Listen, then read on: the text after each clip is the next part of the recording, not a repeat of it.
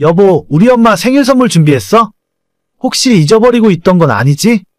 아니, 잊어버리고 있진 않았는데 생신 선물을 따로 준비한 건 없지. 내가 당신한테 선물 뭐 사냐고 몇 번이나 물어봤잖아. 대답을 해줘야 사러 가던지 말던지 할 거 아냐? 뭐, 그럼 아직도 준비를 안 했다는 소리야? 이번 주말에 엄마 생신인데 며칠 안 남았잖아. 그러니까 빨리 선물 어떤 걸 할지 결정하라고. 우리 엄마도 아닌데 어머님이 어떤 걸 좋아하는지 내가 어떻게 알아? 나도 모르지. 같은 여자들끼리니까 뭔가 통하는 게 있을 거 아냐? 화장품이나 옷이나 뭐라도 좋으니까 아무거나 사와. 그건 진짜 당신이 여자를 몰라서 하는 소리야. 백화점에서 파는 고급 화장품이라고 해서 아무거나 막 쓰는 줄 알아? 다 자기 피부에 맞는 제품이 있는 법이라고. 그리고 어머님 사이즈도 모르고 취향도 전혀 모르는데 옷을 어떻게 사냐? 그런 걸 하나하나 신경 써야 돼? 그냥 대충 아무거나 알아서 사라니까? 그 아무거나가 뭔데? 나는 모르겠으니까 그냥 용돈으로 드리던가 상품권으로 해. 당신은 어떻게 자기 엄마가 뭘 좋아하는지도 모르냐? 상품권? 상품권은 좀 성의 없어 보이지 않아? 당신이 대충 뭐라도 사는 게 나을 것 같은데? 그러니까 그게 뭐냐고. 어머님이 뭘 좋아하시는지 내가 어떻게 알아? 최소한 당신이 어머님한테 물어보고 나서 나한테 이야기라도 해주던가. 생일 선물을 미리 물어보고 사는 사람이 어디 있냐? 그냥 대충 장모님이 좋아하시는 걸로 사면 비슷하겠지. 뭐가 됐건 아무거나 사. 저번에 우리 신혼여행 갔다 왔을 때도 어머님 화장품 아무거나 사래서 사왔는데 그때 엄청 실망하고 마음에 안 들어 하셨던 거 기억 안 나? 나보고 센스 없다고 하셨잖아. 그랬나? 나는 왜 기억이 안 나지? 친정엄마한테 선물한 것보다 어머님한테 선물한 화장품이 훨씬 비싼 거였어. 그래도 자기 마음에 안 드니까 싫다고 하시잖아. 나보고 대충 아무거나 골랐다가 또 그때처럼 센스 없다는 소리나 들으라고? 우리 엄마가 그때는 말실수했던 거지. 그냥 아무거나 사와도 돼. 아, 몰라. 오늘까지 당신이 정해서 알려주지 않으면 나 그냥 백화점에서 상품권 사서 드릴 거야. 어머님한테 뭐 갖고 싶은지 여쭤보던가 알아서 해. 작년 봄에 결혼한 새댁입니다. 결혼한 지 얼마 되진 않았지만 남편이랑 시어머니 사이에서 정말 스트레스 많이 받고 있어요. 제가 29, 남편이 31살인데 아직 나이가 적어서 그런가 엄마 품에서 제대로 독립을 하지 못한 것 같습니다. 항상 뭐만 하면 엄마 거리고 그렇다고 해서 본인이 알아서 할 수 있는 건 거의 없습니다. 항상 자긴 할 줄 모른다면서 저한테 다 해달라고 해요. 이번에 결혼하고 처음 맞는 시어머니 생신이었는데 선물도 남편이 못 정하고 사는 것도 저한테 다 맡기더라고요. 저희 엄마 생신인 건지 시어머니 생신인 건지. 어머님 취향도 까다로워서 아무거나 대충 샀다가는 안목이 그게 뭐냐고 핀잔을 들을 게 뻔한 일이었습니다. 결국 남편이 아무 말을 해주지 않아서 백화점 직원 추천을 받아 적당한 선물을 구입했어요. 결혼 전에는 이런 일이 없었는데 괜히 스트레스를 받더라고요. 그래도 주말에 시댁 넘어가서 밥 한 끼 먹고 선물이나 주고 오면 되니까 그냥 참고 넘어가자 생각하고 있었는데 남편이 선 넘는 소리를 하는 겁니다. 여보, 토요일에 엄마 아빠가 우리 집으로 오시겠대. 밖에 나가지 말고 집에서 대충 먹자고 하니까 당신이 준비 좀 해봐. 뭐? 토요일? 토요일이면 내일이잖아. 아니, 원래 어머님 댁 근처에 한우집 예약해 놓은 거 아니었어? 아, 그러려고 했었는데. 엄마가 뭐하러 굳이 나가서 사 먹냐면서 그냥 집에서 대충 해서 먹자 하던데? 그럼 어머님 댁에서 하던가 왜 우리 집으로 오시는 건데? 음식 준비 하나부터 10까지 전부 내가 해야 하잖아. 집도 안 치워서 더러운데? 당신이 우리 엄마 생일상 좀 차려주면 되겠다. 뭐 많이 준비할 것도 없어. 우리 엄마 대충 해줘도 잘 드시거든. 미역국이나 끓이고 잡채랑 갈비찜 정도만 할래? 음식 부족하면 나머지는 내가 알아서 배달시키면 되니까. 뭐? 대충 준비해? 갈비찜이랑 잡채를 대충 준비할 수 있는 거야? 아, 난 못해. 며칠 전에 이야기한 것도 아니고 내일이 토요일인데 갑자기 이러면 나보고 어떻게 하라는 거야? 다들 그냥 그렇게 대충 하는 거 아닌가? 원래 결혼하면 며느리가 시어머니한테 생일상도 차려주고 한다던데. 그게 별로 어려운 일도 아니잖아. 어려운 일이건 안 어려운 일이건 이렇게 하는 건 나한테 예의가 아니지. 어머님이 집으로 오겠다고 하셔도 당신이 말렸어야 하는 거 아니야? 그냥 우리 집으로 오시면 나야 편한 거지. 쓸데없이 운전하고 왔다 갔다 안 해도 되는 거고. 집에서 밥 먹으면 술도 마음 놓고 마실 수 있어서 편하잖아. 와, 진짜 어떻게 인간이 이 정도로 이기적이냐? 난 몰라. 진짜 이제 와서 나보고 뭘 어떻게 하라고. 하루 만에 대청소하고 장 봐서 음식 만드는 거 난 못해. 그리고 뭐가 어쩌고 어째? 잡채에다가 갈비찜? 어이가 없을라니까 진짜. 왜? 그래도 생일상인데 그 정도는 준비해야 하는 거 아니야? 너 작년 연말에 친정엄마 생신날에 뭐 했는데? 너는 뭐 했냐고. 연말이라 야근하고 바빠서 피곤하다며. 피곤해서 못 가니까 용돈 드리라고 10만 원 준 게 전부잖아. 야, 나도 그 10만 원 그대로 돌려줄게. 너가 그 돈으로 장 봐다가 잡채도 만들고 갈비찜도 만들고 미역국도 끓이고 다 해라. 아, 왜 또 성질이야? 그게 그거랑 같은 일이야? 사위가 하는 일이랑 며느리가 하는 일이 다른 거지. 너는 벌써부터 그런 식으로 하면 나중에 후회할걸? 후회? 무슨 후회를 하는데? 내가 후회할 일이 뭐가 있어? 어디 한번 말을 해봐. 됐다. 내가 말을 말아야지. 그럼 장은 내가 볼 테니까 당신이 음식만 좀 해줘. 뭐 사면 되는데? 미역이랑 갈비랑 또 뭐 필요하지? 알아서 하세요. 나 지금 당신 통장으로 10만 원 보냈거든? 어머님 선물 산 거는 안방에 있는 쇼핑백 안에 있으니까 알아서 잘 드리고. 나는 오늘 퇴근하면 주말 내내 우리 엄마 집에 가 있을게. 뭐, 어딜 간다고? 집에 안 들어오겠다는 소리야? 응, 그냥 우리 엄마 집에서 푹 쉬다가 갈 거야. 어머님 생신은 당신이 알아서 잘해봐.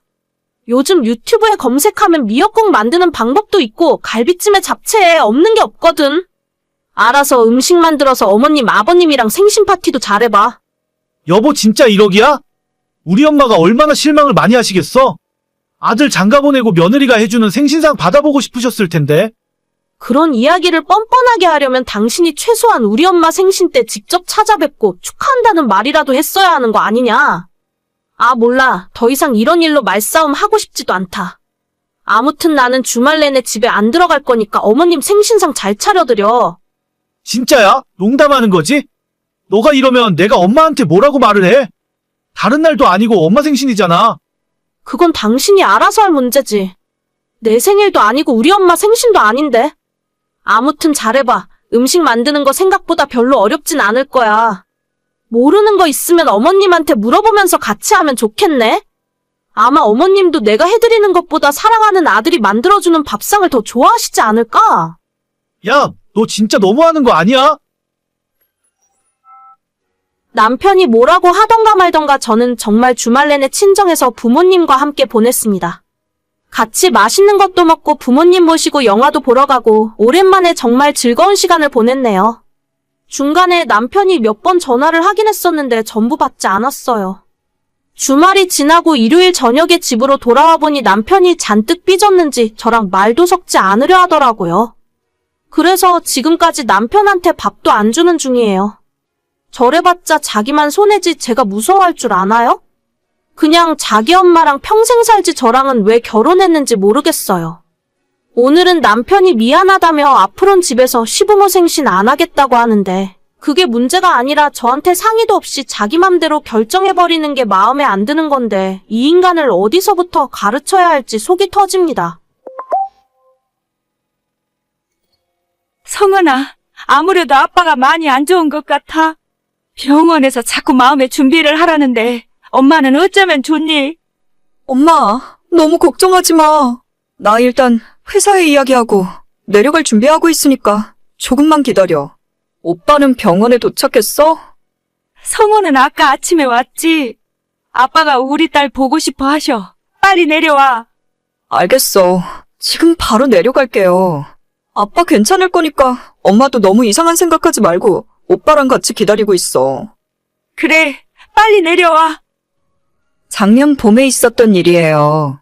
멀쩡하던 아빠가 몸살 기운이 있다고 하더니 갑자기 열이 펄펄 나더라고요.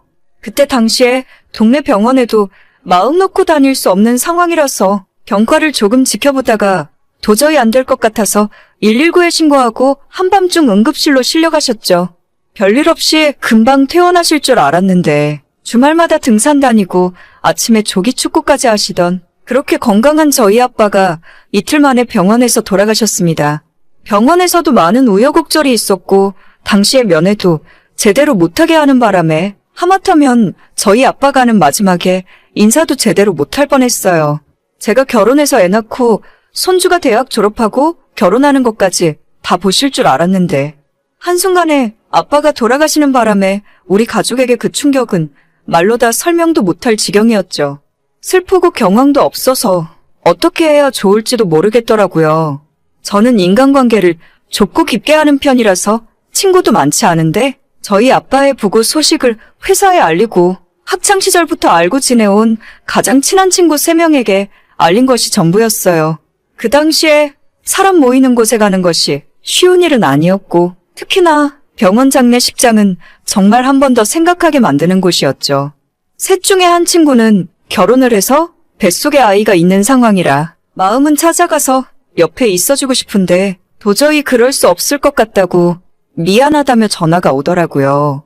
저는 친구가 전화해준 것만으로도 고마웠고 아직도 그때 전화해서 미안하다며 위로해주고 같이 울어준 친구에게 감사하는 마음을 갖고 있습니다.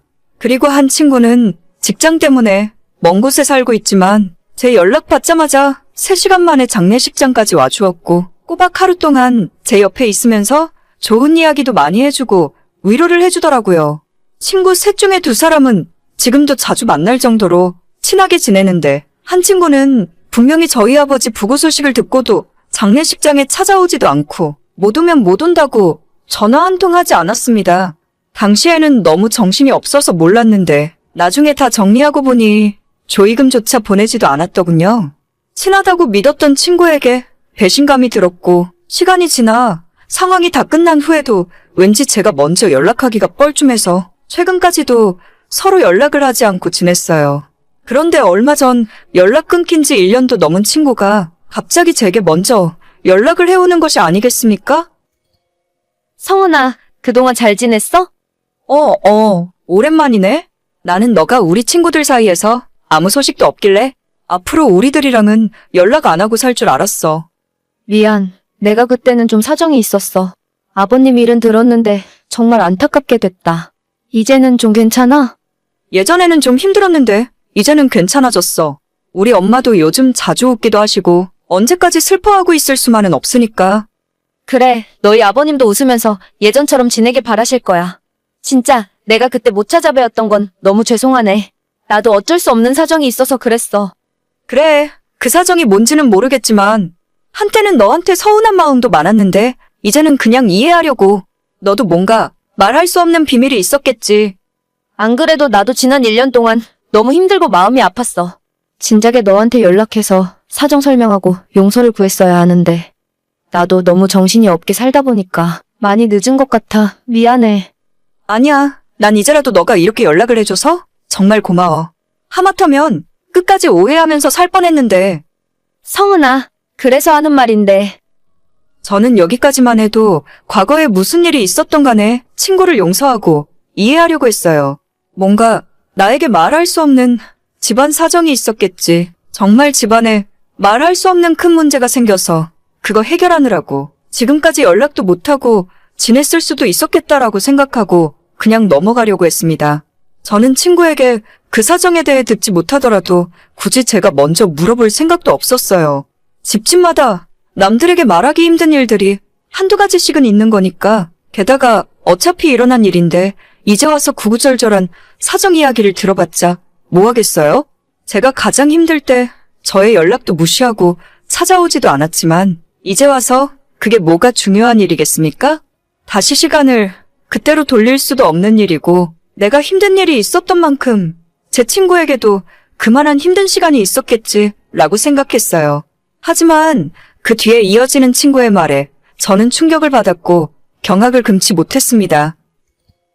성은아, 그래서 하는 말인데 내가 지금부터 하는 이야기 오해하지 말고 들어줬으면 좋겠어. 너랑 나 사이에 오해할 게 뭐가 있어? 난 괜찮으니까 편하게 이야기해봐. 그래, 착한 너라면 다 이해해줄 거라 생각했어. 나 사실 9월에 결혼해. 작년 너희 아빠 부고 소식을 들었을 때 며칠 뒤에 상견례가 있었거든. 우리 친정에서도 그러고 남자친구도 상견례 전인데 상갓집 가지 말라고 해서.